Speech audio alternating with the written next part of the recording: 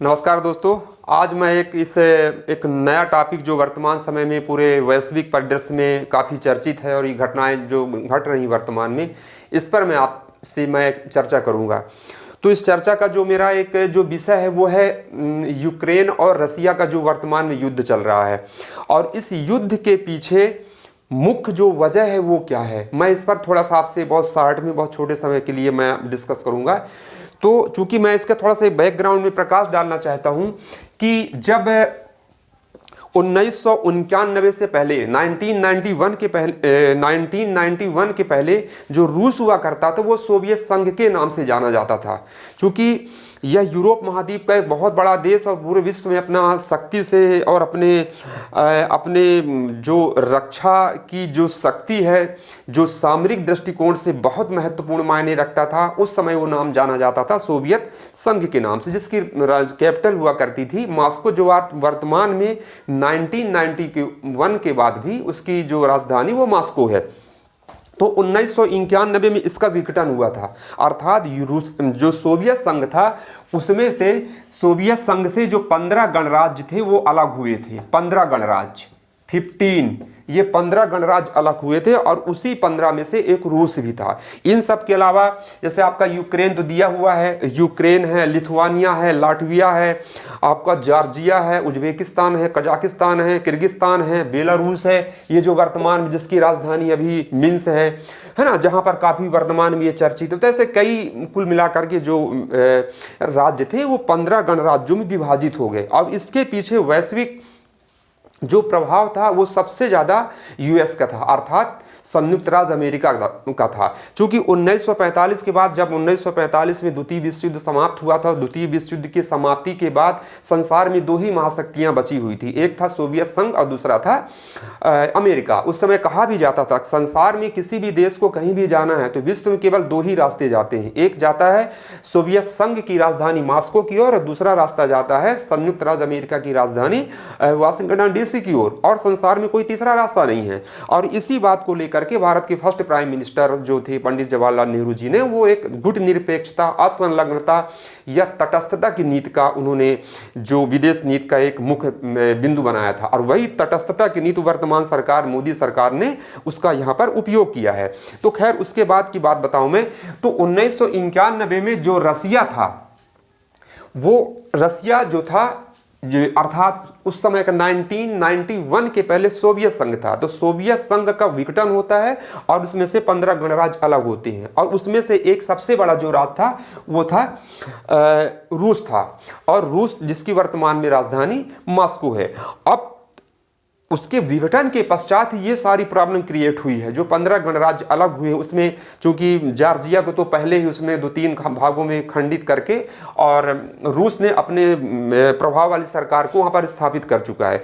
चूंकि जो यूक्रेन का मामला था जो पूरे वैश्विक दृष्टि को परेशान किया हुआ है, यूक्रेन का जो मामला था वो है 2014 के बाद ये स्थिति हुई है, और वहाँ पर अलगाववादी जो रूस समर्थित कहलाते हैं, वहाँ की सरकार के खिलाफ जो वो करते हैं, विद्रोह करते हैं। तो उस समय जो 2014 में रसिया का ही समर्थित व्यक्ति वहाँ पर राष्ट्रपति हुआ करते थे, लेकिन जब विद्रोह होता है और वो राष्ट्रपति वहाँ से हट जाते हैं, उसके पश्चात वहाँ पर यूक्रेन का दबदबा हो जाता है। हालांकि यूक्रेन में एक बहुत करीब 17 या 18% वहाँ पर रूस के विचारधारा वाले लोग वहाँ पर निवास करते हैं, इसलिए उनकी संख्या भी ज़्यादा है। और इन सब को लेकर के धीरे धीरे जब बात बढ़ती गई, तो जब 2014 में जब रूस जो यूक्रेन के ऊपर अटैक करता है, अटैक करने के पश्चात इसकी राजधानी कीव है, दूसरा सबसे बड़ा वहाँ का शहर खार्किव माना जाता है, जो वर्तमान में खार्किव पूरी तरह से समाप्त भी हो चुका है और उसकी कैपिटल है कीव है। तो जब ये वहाँ पर 2014 के बाद जो यूक्रेन में जो अटैक किया रूस ने, तो अटैक करने के पश्चात जो बुरी तरीके से वहाँ पर बर्बाद हुआ था यूक्रेन, और वहाँ पर शांति समझौते के लिए एक समझौता हुआ था जिसको कहते हैं मिन्स्क समझौता कहते हैं, जो बेलारूस की राजधानी है। मिन्स्क जो बेलारूस की राजधानी है। हालांकि दो तरह के मिन्स्क समझौता फर्स्ट और मिन्स्क समझौता सेकंड दो हुए थे। और उसके बाद अभी जो वर्तमान में स्थिति जो चलती है, जो रसिया इसके ऊपर अटैक करता है, जो कीव को लेकर, दूसरा खार्किव, चूंकि खार्किव जो है रसिया का ही बिल्कुल पड़ोसी है और यहाँ पर एक जो मिलिट्री अकादमी है और जो पुलिस हेडक्वार्टर है, इस बिंदु को लेकर उसने अटैक किया और इसको पूरी तरीके से बर्बाद किया। अब वो कीव के ऊपर पड़ा हुआ है और वहां पर चूंकि यूक्रेन भी बहुत ही अपने समय में, जब वो रसिया में हुआ करता था, अर्थात जब वो सोवियत संघ में हुआ करता था, उस समय से ही उसमें बहुत सारी ऐसी शक्तियां थीं। तो जब ये युद्ध होता है और इस युद्ध का जो मुख्य जो वजह मानी जाती है वो मैं आपको बताना चाहूँगा, नाटो है। ये नाटो है जो ये कहलाता है उत्तरी अटलांटिक संधि संगठन, नॉर्थ अटलांटिक ट्रेटी ऑर्गेनाइजेशन, जिसकी स्थापना 1949 में हुई थी। यह एक सैनिक संगठन है जो अमेरिका के समर्थक के द्वारा बनाया गया था। वर्तमान में इसकी संख्या 30 है। मुख्य जो इसका बिंदु है, ये रसिया ये समझता है वर्तमान में कि यूक्रेन पश्चिमी देशों के बिल्कुल प्रभाव में है, जो ब्रिटेन, फ्रांस, जर्मनी वगैरह इनके प्रभाव में आ चुका है। और इस बात को वो हमेशा समझता रहा है कि रसिया जानता है कि मेरा यदि पड़ोसी यूक्रेन है तो निश्चित तौर पे अगर वह नाटो में सम्मिलित होता है, जो चूंकि नाटो का ही जो जन्म ही हुआ था वो सैनिक संगठन के रूप में हुआ था, और उसी के विरोध में फिर वार्सा पैक्ट भी बना जो रसिया ने बनाया था। वार्सा पैक्ट जो उस समय का सोवियत संघ था, तो सोवियत संघ ने वार्सा पैक्ट बनाया था। नाटो है, सीटो है, सेंटो है, जिसमें वर्तमान में 30 देश है, जिसकी स्थापना 1949 में हुई थी। तो ये नाटो की जो एक सदस्यता लेने के चक्कर में यूक्रेन बेचारा मारा गया, नाटो के चक्कर में। और जितने प्रकार के जो देश थे, पश्चिमी जो देश थे, उनको उकसा करके बढ़ावा देने के लिए आप हमारे पास आइए और आपको हम ईयू में, यूरोपियन संगठन में आपको सम्मिलित कर, जितने प्रकार के अंतर्राष्ट्रीय हमारे प्रभावशील वाले उसमें हम आपको शामिल करेंगे और हम आपको रूस के खिलाफ काफ़ी आपकी मदद करेंगे। और ये बहुत, मैं समझता हूँ कि वहाँ के जो राष्ट्रपति जेलेंस्की हैं बहुत ज़्यादा परिपक्व, और पुतिन के सामने उनकी एक पॉलिटिकल यदि इमेज देखी जाए तो कुछ भी नहीं है। वैश्विक परिदृश्य में अपन उसको नथिंग माने, कुछ भी नहीं मानेंगे, तो वो उनके प्रभाव नहीं आए। और ये बात बिल्कुल रूस को बिल्कुल पसंद नहीं है। हालांकि कोई भी देश ये मान सकता है कि मेरा पड़ोसी यदि अगर यूक्रेन है और उस यूक्रेन में नाटो की संख्या वहां पर बढ़ती है, नाटो सैनिक संगठन के देशों का प्रभाव यदि बढ़ता है, यूक्रेन नाटो में शामिल होता है, तो आने वाले समय में रसिया के लिए वो खतरनाक साबित होगा।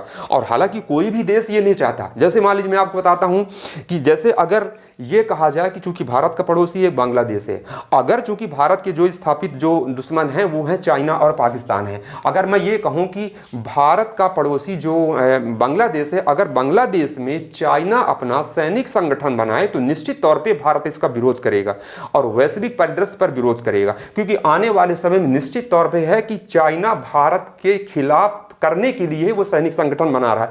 यही बात होती है यहाँ पर। तो रसिया ये मानता है कि अगर यूक्रेन में अगर नाटो संगठन यूक्रेन शामिल हो जाता है तो वो सैनिक अड्डा नाटो का बन जाएगा और सीधा वो मेरे विरोध में है, ये यानी मेरे लिए ही वो अपना सैनिक संगठन बनाए हैं। और इस बात को लेकर के वो ये मानता है कि कतई नहीं, वो उसको बिल्कुल सम्मिलित नहीं होना चाहिए। जो इस हालांकि 1991 के पहले वो अपना अभिन्न अंग मानता है, पारंपरिक जो राज्य उसको मानता है, और वो पुरानी वाली स्थिति में पुतिन उसको चाहते हैं कि मैं पुनः ले आऊं 15 हालांकि जॉर्जिया, बेलारूस जो बता रहा हूं जिसकी राजधानी मिन्स्क, बेलारूस संपूर्ण रूप से रसिया के अंडर में है। उसकी सरकार वहां पर उसके प्रभाव वाली सरकार है। जॉर्जिया में 2-3 टुकड़े करके अपने प्रभाव वाली है। क्रीमिया पे उसने अपना कब्जा कर चुका है। तो वही बात हाल हुआ है, यूक्रेन का हुआ है, और यूक्रेन इस बात को समझ नहीं पाया। नाटो जो सैनिक संगठन है वो भी बेचारे किनारे किनारे भाग रहे हैं। इसके सैनिक संगठन के विश्व का सबसे बड़ा परमाणु हथियारों वाला जो देश है वो रसिया है।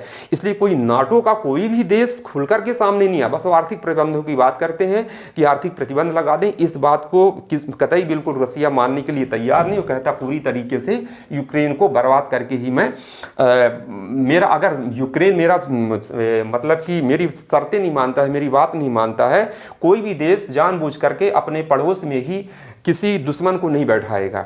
ठीक इसी प्रकार की बात अब भारत स्पष्ट रूप से रसिया का विरोध भी नहीं करता। क्यों करेगा? पूरा इतिहास गवाह है, पूरा पारंपरिक, पूरा हमारा जो रसिया जो रहा है उस समय का सोवियत संघ, फिर 1991 का रूस है, तो हमेशा भारत के पक्ष में खड़ा रहा है। चाहे वो 1971 का युद्ध हो, जब भारत पाकिस्तान को 1971 का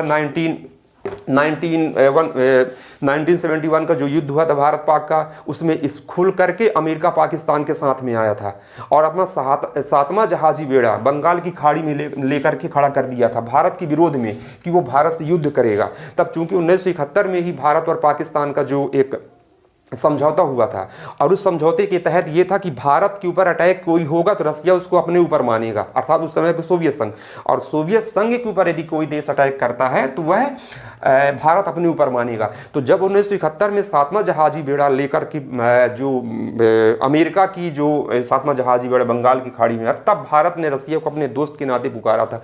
तब रसिया मतलब उस समय का सोवियत संघ उसने चैलेंज किया था कि बहुत जल्द आप अपना सातवां जहाजी बेड़ा वापस करिए, नहीं युद्ध फिर भारत पाकिस्तान का नहीं होगा, युद्ध फिर अमेरिका और सोवियत संघ का होगा। और भी तत्काल कुछ ही घंटों के अंदर अमेरिका ने अपना सातवां जहाजी बेड़ा वापस ले गया था। तो वहां पर रूस ने भारत को साथ दिया, अर्थात उस समय का सोवियत संघ ने साथ दिया। 370 का मामला हो जब हटा, अभी तत्काल की बात है, तो उसमें रूस भारत के साथ खड़ा हुआ था। 1998 में जब अटल बिहारी वाजपेयी देश के प्राइम मिनिस्टर थे, 11 मई और 13 मई को जो परमाणु परीक्षण किया गया था उस पर भी रूस स्पष्ट रूप से भारत के पक्ष में खड़ा था। तो कई SCA के मामले में कई पक्ष में भारत के खड़ा रहा है। जब भी अभी कई प्रकार की ऐसी घटनाएं जो घटती रहती हैं, वो हमेशा एक भारत का परम मित्र रहा है। तो मुझे लगता है कोई भी देश का प्राइम मिनिस्टर, किसी भी देश का जो राष्ट्रपति होता है, जो अपने वास्तविक जो कार्यपालिका होती है, चाहे उसमें राष्ट्रपति हो चाहे प्रधानमंत्री, कोई भी देश नहीं चाहेगा कि मेरा कोई चूँकि हर एक देश की अपनी एक फॉरेन पॉलिसी होती है, एक विदेश नीति होती है, अपने हित और अहित को देख करके ही वह डिसाइड करते हैं कि हमें किसका समर्थन करना नहीं करना है। तो भारत बखूबी जानता है कि आने वाले समय में हमें रसिया का, हालांकि वो खुल के विरोध तो करता नहीं है, ना यूक्रेन का करता है खुलकर विरोध करना, रसिया करता है, लेकिन वो मौन सहमति एक तरह की है कि अर्थात वहां पर वो शांति की बात करता है। निश्चित तौर पर ये बात अच्छी भी है और भारत की विदेश नीति का पहला भी एक हमेशा एक विशेषता रही है कि गुटनिरपेक्षता या तटस्थता, हम तटस्थ होकर रह करके ही और इस प्रकार की बातों को हम करेंगे। तो इस प्रकार की बहुत मैं शॉर्ट में एक रसिया वर्सेज यूक्रेन के विषय को लेकर के आपको बताया हूं। तो मुझे लगता है ये वीडियो आपको ज़रूर पसंद आएगी और इसके बाद फिर और मैं किसी ऐसे नवीन जो कोई घटना चक्र है उसको लेकर के आऊँगा। तब तक के लिए जी धन्यवाद।